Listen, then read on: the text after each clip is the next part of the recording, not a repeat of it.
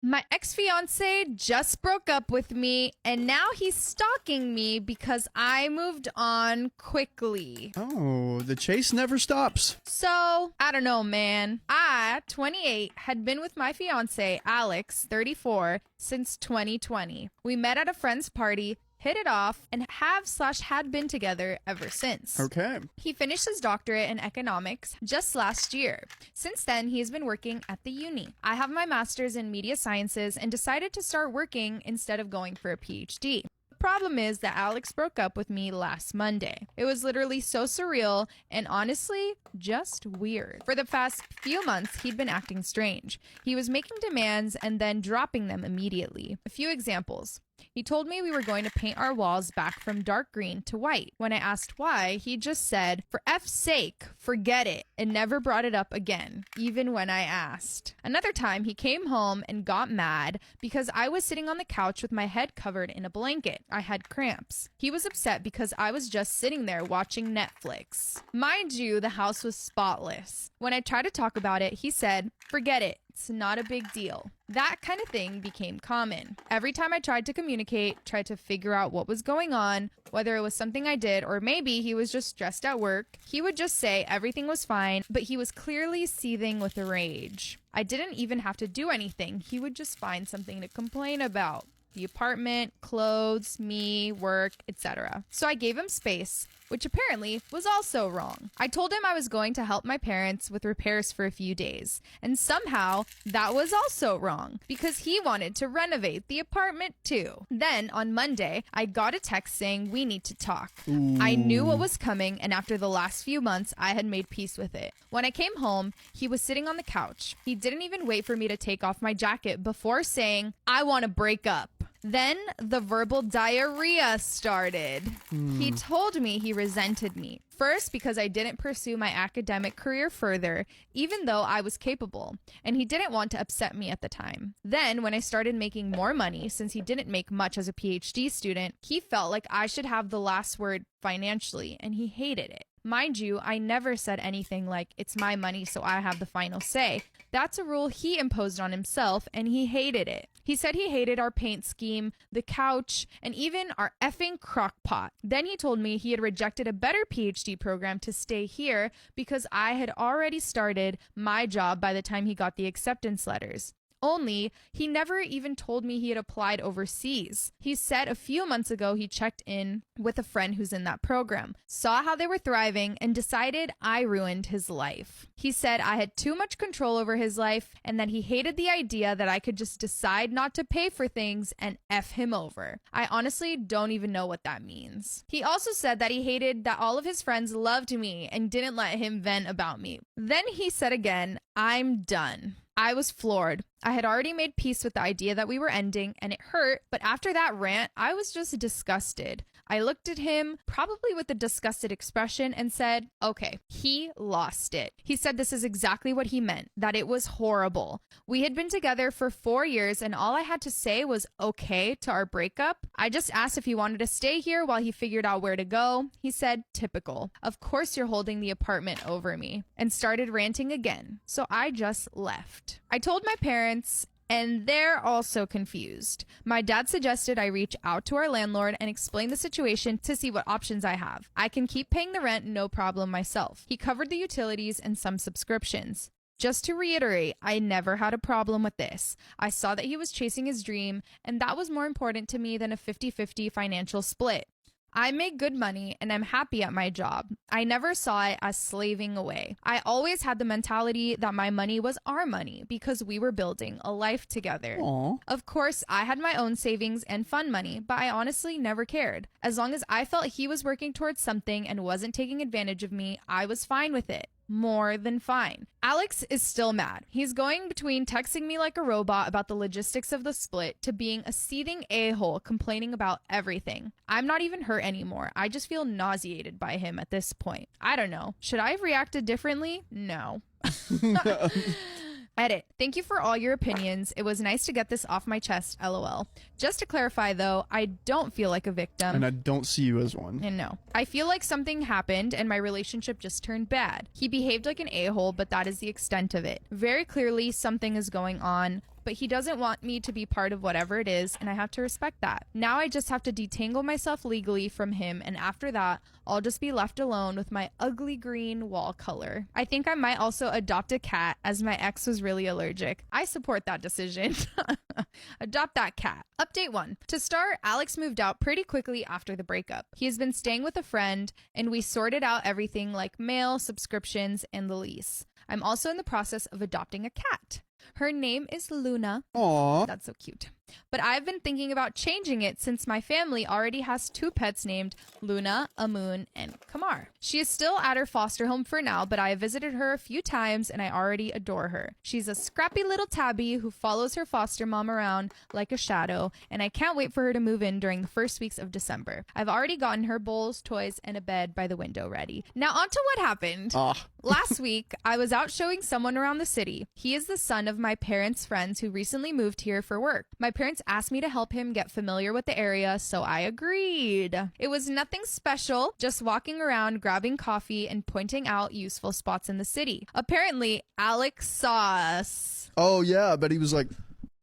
I didn't even realize he was there, but later that night, I started getting texts from an unknown number. Oh, no. That's weird. I guess he got a new number since I blocked his old one. The texts were just weird. He accused me of flaunting my new relationship in public, said I must have been seeing this guy before we broke up, and told me that everything he suspected about me was true. I didn't respond. I wasn't going to entertain his paranoia. The messages kept coming through. They went from angry to desperate, with him saying things like, "At least admit you were lying to me," and "Was anything about us even real?" It was exhausting and honestly a little scary to see how quickly he spiraled. For the record, this guy isn't my boyfriend. He's not even someone I'm interested in. He's just the son of family friends who needed help settling into the city. The whole thing was completely innocent, but Alex has twisted it into some kind of betrayal in his head. What gets me is how little Alex seems to know about me. I'm not the type of person to jump into a relationship so soon after everything that happened. Even if I were,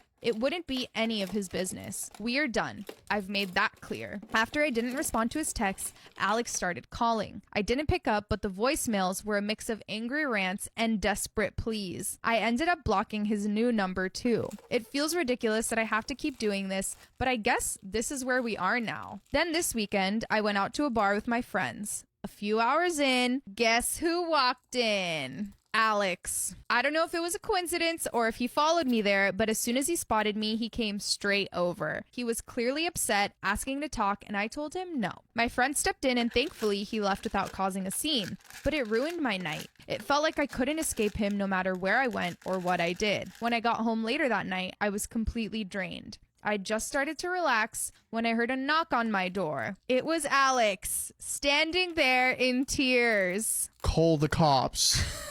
He started crying, saying he missed me, that he didn't understand why I was doing this to him, and that he didn't know how to move on. It was like all the anger from earlier had been replaced with this desperate sadness. I didn't let him in. I told him he needed to leave, and if he didn't, I would call someone to make him leave. He begged me to listen, but I just closed the door. I spent the rest of the night feeling shaken and honestly a little scared. I don't know what he's going through. I wrote his best friend about the situation, but the plea of talking to him, he said he would. I'm seriously considering getting a new phone number and possibly even talking to someone about how to handle this legally if it keeps happening. It feels unfair that I have to go to these lengths just to have some peace, but I don't see another option. Update number 2. Thanks for the concern and support I've received. I'm fine, really. A lot of people suggested things like getting a restraining order, but I just want to clarify that it's not as simple as walking into an office and asking for one. The process involves proving there's an immediate danger to your safety, providing evidence like text calls or witnesses, and then attending court to get approval. It's not something you can do lightly or without solid proof. And no, I'm obviously not getting it. I've also seen people diagnosing Alex with various mental health issues, and I want to ask everyone to stop. Yes, something is clearly wrong, but I'm not a doctor and neither are most of you. It's not fair or helpful to label him with something like bipolar disorder or anything else without real expertise. For what it's worth, I don't actually feel like I'm in danger. In the past months, these were the only 3 incidents that happened. I don't think he's actively stalking me so much as he just knew my patterns. The bar we were at is my favorite spot, and it was a party of one of my closest friends, so it makes sense that he might have guessed that I'd be there. When he showed up at my apartment, he knows what time I usually get home. The city tour is the only thing that might have been more intentional, but it could also have been a coincidence that triggered everything. Anyway, this is the end of it. Yesterday, Alex came over with his mom and one of his friends. At first, I didn't want to let him in, but he promised me that this would be the last time I ever saw him. I agreed, mostly because his mom and friend were there, and I figured it would be more awkward to argue on my doorstep. When we sat down, Alex admitted that he was going through a crisis. He told me he was mad at me and he didn't know why. He said he didn't like me, that I annoy him, but that he weirdly still loves me, which is why he went crazy when he saw me with someone else. He assured me that there wasn't anyone else on his end either. He said he felt like he was going insane. He talked about how he feels judged for being older and not being able to give me the life he thinks I deserve. He said he hates his colleagues, hates his job, hates everything right now, and that everyone and everything annoys him. He told me he feels old and he should want kids at this point in life, but he doesn't. That thought terrifies him. He said he just wants to be alone and not talk to anyone for a while. I didn't say much. I mostly just nodded because I didn't know what to say. After he was done, he told me he was leaving. He's on some kind of mental health leave from work, and he said he's leaving the country on Sunday. He's going to South America to spend time in nature and find himself. He thanked me for everything and said he was sorry for how he acted. Then he just got up, grabbed the few things he had left at my place, and walked out. His mom was inconsolable. She kept apologizing to me over and over, saying how embarrassed she was by his behavior. I told her it was okay and that she didn't need to apologize for him. She cried a lot, and his friend ended up driving her home after Alex left. By the way, they left, but hopefully you can stay and watch us live on YouTube and Facebook every week at 3 p.m. PST, and we're probably live right now, so go tap on our profile. I don't really know how I feel about this. Part of me is relieved that it's over. Part of me feels sad for him because he clearly doesn't know how to deal with everything he's feeling. Mostly though, I just feel tired. I'm glad he's taking steps to figure himself out, but it's not my responsibility anymore. That's the end of that story. My brother is asking us to buy all of their kids' toys because we're childless. Now the police are here. My husband has a very large family. In total, I think his father has 8 brothers and sisters. They all got married and had 2 to 6 children each. Now all their children are grown up and starting families as well. We're looking at easily, I believe, 15 children in the family as of right now. We all get together for Christmas every year at his grandparents' house. Sounds great, right? By the way, this comes from Suplex Masorgtofu. Suplex Mass or get the F out? Suplex Massor. Get the F out. On the OK Storytime subreddit. Normally after Thanksgiving or on Thanksgiving, which they also get together for, we pick names for the children's gift swap. There's also a men and women's gift swap, which my husband and I, who do not have children, join in on. Husband and I would buy gifts for his parents, his brother and wife, and their 4 kids. Great. Awesome. Works fine. Getting a lot of different. Last year they said they would rather we just bought gifts for the kids, so we did. Same thing we've always gotten them, books at the reading level, PJs, and puzzles of some kind. They were upset, but we couldn't place why. We also didn't get any gifts at all, which we didn't comment on, but my husband admitted he was a bit hurt to get nothing from his parents versus his brother and sister-in-law getting gifts. I am not a super social person, so I spent most of Thanksgiving reading a book and watching one of the youngest cousins sleep. Eventually, we all gathered up so the kids could draw names of their cousins for the gift swap. They finished that up, and then husband's brother, who we'll just call Timmy, says, an uncle husband will buy all the kids a gift too. Cue my husband and I giving him looks of the F and F you. We laughed and said, oh no, haha, we'll just be bringing the candy again this year. His brother then started in that we should buy all of the children gifts since we have none, and that it wasn't very Christian of us to not bless the children with our good fortune. My husband at this point pulled him aside into the kitchen and told him he wasn't buying all of the cousins' gifts, and if he wanted to, he was welcome to. They started to argue, and Timmy yelled that we shouldn't come to Christmas anymore. I handed over the baby, we left, said we'd email them about it later when they calmed down enough to talk like adults. I'd just like someone else's viewpoint. My husband is really upset and his parents are agreeing with Timmy that we should be giving more gifts since we have no one to buy them for but kids now. He threw the fact that we get no gifts from anyone at them, and they said, we're adults now, and Christmas is for kids. He pointed out they gifted Timmy and his wife things, but they said that we'd already bought it. Might as well. What? Well, But I have been might shopping as with, well. but I have been shopping with his mother, and she bought gifts for Timmy's wife, Candy, again this year already. I'm frustrated and feel like no one is handling any of this well.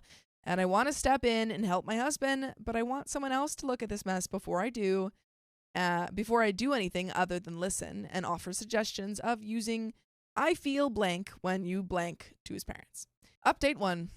So I'm not 100% sure where I should start. I am about 3 drinks in just to calm myself.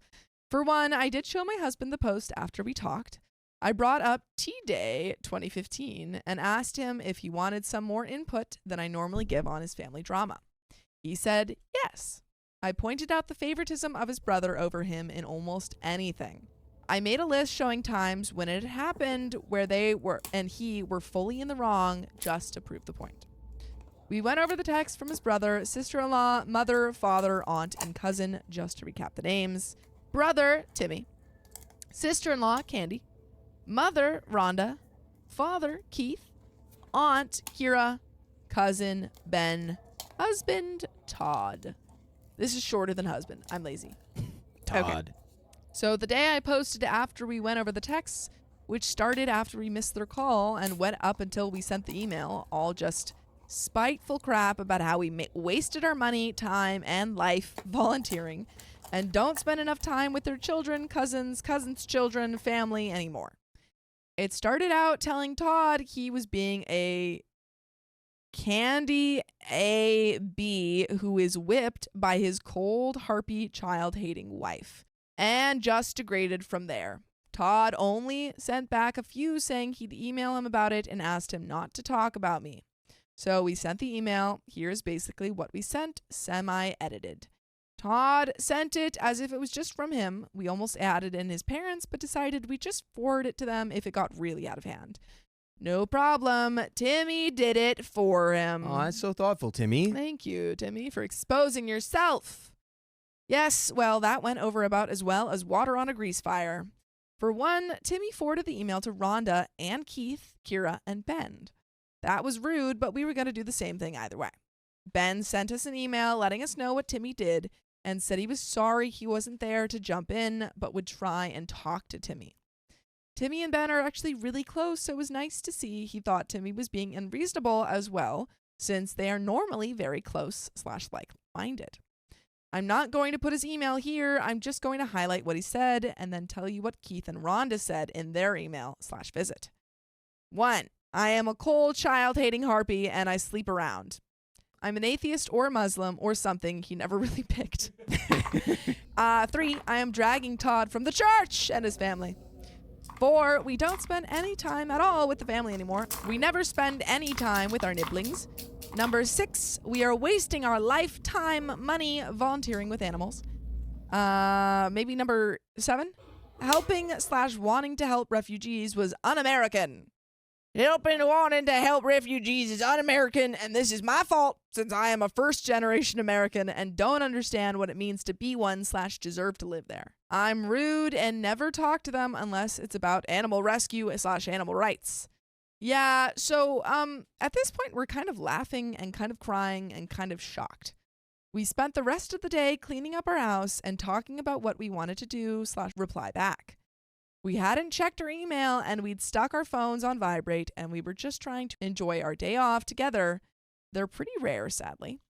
So, surprise! His parents drove all the way out to talk to us.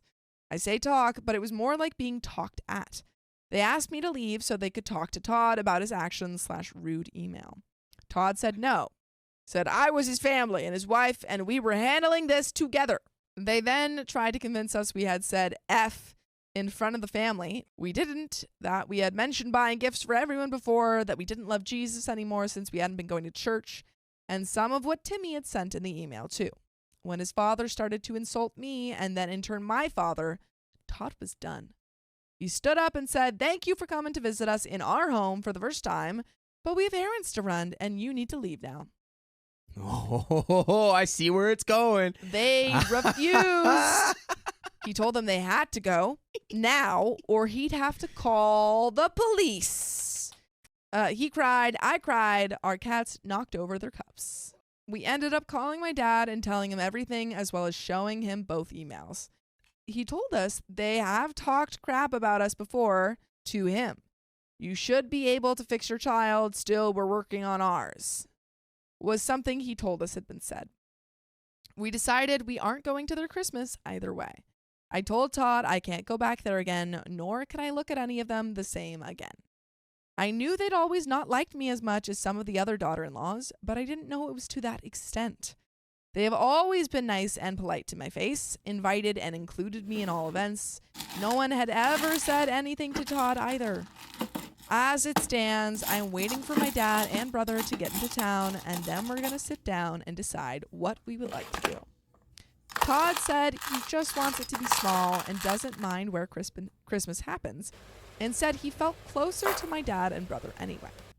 We told Ben what happened and shipped his gift off to him. I haven't decided yet what I will do with the Nibblings gifts, but I've already donated all of the adult gifts. My friend Sandy grew up near me. We've been friends for years, and she became friends with Timmy and his wife too. They are friends together on Facebook. We had told her that there was a tiff, but didn't elaborate to not damage their friendship. Big mistake. Oh, no. Since she tagged us in her "woo, look at my gift, pew pew, my friend is leaving me" for Xmas post. The photo is of the two of us drinking while dancing around her new Roomba. I will note this isn't just for her Christmas, it's for her Christmas, birthday, and her wedding, as well as a housewarming gift. You really packed it all together. Her and her soon-to-be husband, Bill, just bought a new townhouse near us. I normally wouldn't buy something that expensive just for Christmas. So Timmy saw the post. Not only did he take offense to us drinking, none of them drink/are against drinking, he really flipped his lid about her getting a Roomba. He lost his crap in the comments and then showed up at our apartment. I was in the shower when Timmy showed up. I heard someone knocking on the door, which had to be pretty loud to hear it all the way in the master bedroom shower. I finished the shower around midway through Todd and Tim fighting. Todd said he was beating the door down. He opened the door and refused to let Tim in any further than the hallway. Tim was yelling at him about the gift, about his lack of church going, about us going out of town, demanding his kids' gifts, I donate them, and asking where we got off buying such a pricey gift for someone who isn't related and being selfish a-holes about gifting the other children. So around this point, I came out of the shower after putting on PJs. It's nearly 1 a.m. I came out to see Timmy. I'm kind of shocked. Todd tells Tim it's late and we can talk about this when we get back from holiday with the pastor. He pushes Todd. Todd falls back into the wall, putting a dent into it. Whoa. This woke my dad and Theo. I moved in front of Todd since Tim was pulling back to hit him. He hit me, knocking me down on top of Todd. Dad and Theo restrained him. Our next door neighbor was woken up and called 911. Cops showed up, separated all of us. We told them what had happened, didn't tell them about the other problems, shortened it up to there had been a Christmas disagreement. They also called an ambulance since Todd cut his arm on a dish that broke and my face was quickly turning purple. Oh my gosh. The EMS who showed up know Todd and were very upset about him and I being hurt. The cops asked us if we wanted to press charges. I started to say no. Todd said yes. Yeah, absolutely say yes. Don't say punched no. you in the face. So Tim was arrested. We went to the ER since Todd needed some stitches. Our phones have been blowing up ever since. I turned mine off after I told Sandy she needed to not let Tim and Candy see any posts about us since they're pissed. She said okay. I went, though, and unfriended/grouped anyone who was also friends with any in-law family into a restricted group so they can't see anything we're up to again, I hope. Rhonda and Keith have been blowing up Todd's phone, and he only answered them in text with what happened, that we would not drop charges or pay his bail, and to stop contacting us at all. W. Yeah. Between the last update and this one, we had talked to some other family members, and they all said they disagreed with Timmy. His grandparents said they did too, but that they couldn't host the Christmas and couldn't stop him from uninviting us. They said they would talk to him, and we were like, okay, cool. Maybe by next year we can be friends again. That isn't the case anymore at all. There is no coming back from this. By the way, you guys belong with us every weekday at 3 p.m. PST on YouTube. Yes. Just tap our profile. Just and also tap- TikTok and Facebook. TikTok, Facebook, Twitch. We're there. We're there. Every weekday, 3 and if p.m. you're not, PST. you're square. And if you're watching this in the future, we might be there. We might be live right now. So go check right after this, because we So do have a true. little bit of story left. It's true. We'll be filing a restraining order when we get home. Todd is talking about us moving out of our home state. Wow. Dad and Theo think this is a good idea. Dad is annoyed that I wouldn't let him hit Tim. So he's sulking a bit, but I think it's more... I think Theo's maybe OP's brother? I couldn't say. There were a lot of names that got thrown after that Yeah. second update. But I think it's more that he's upset that we have lost another family, basically. So, yeah. I get to enjoy my trip with a black eye / cheek. Ooh. Todd has a 4-inch gash on his arm. Dad is sulking, and Theo is happy since he's smoking pot. So, A+ Christmas! Woo! My girlfriend destroyed my gift for my little sister, so I broke up with her. My girlfriend, Megan, and I stay together. We live together. She had a fight with her parents and asked if we could move in together. So we did. Not long ago, I had to take my little sister in as well. So we got a full house now. I can't disclose much except the fact that I was her only option.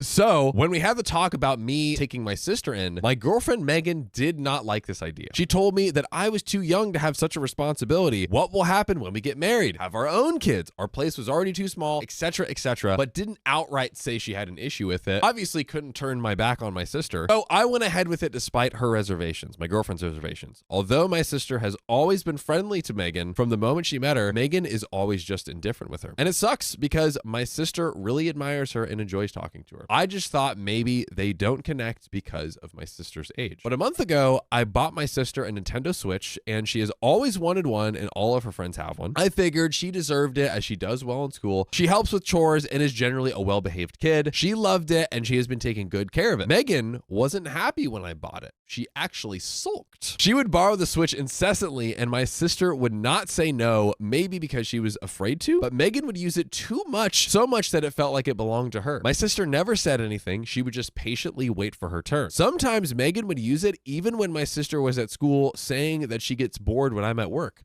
All this made me uncomfortable, so I asked her to please tone it down on the Switch as it's unfair to my sister since it was her gift. Megan agreed, although it was clear that she was upset. She gave us the silent treatment for the rest of the night. Last week when I came back from picking up my sister from school after work, we found her Switch broken. And that's putting it lightly. It looked like it was deliberately smashed. Sister was distraught, and when I asked Megan what the F happened, she told us that she accidentally dropped it and broke it. But it was obvious that she was lying, and when I pointed that out and all the other times where she seemed to have an issue with an 11-year-old for no reason, she got annoyed and told me that everything was fine until my sister moved in. I called her childish and asked her to please pack her bags and go back to her parents' house because I needed time and space to think. This only made her more annoyed, but she did eventually leave. Her best friend texted me last night to tell me that I was an a-hole for kicking Megan out because on top of everything else, I know how rocky her relationship with her parents is. Does this make me an a-hole? We have an update. I just wanted to write an update on what happened after I posted. When I kicked Megan out, I already knew that there was no way we could continue our relationship. After reading the comments on the post, I knew that I needed to officially end the relationship and not leave things hanging. I only said to her I needed time to think because I wanted her to leave without a fuss. She had already caused enough trouble. I hadn't spoken to her since what happened because I was ignoring her texts. Some of them telling me that she missed me and wanted me to come back and wanted to come back home. I decided to text her to arrange a meeting. She told me to come over to her friend's place because she only stayed a few days at her parents' place. When I got to her friend's place, I told Megan that the relationship is not working out for me and it's best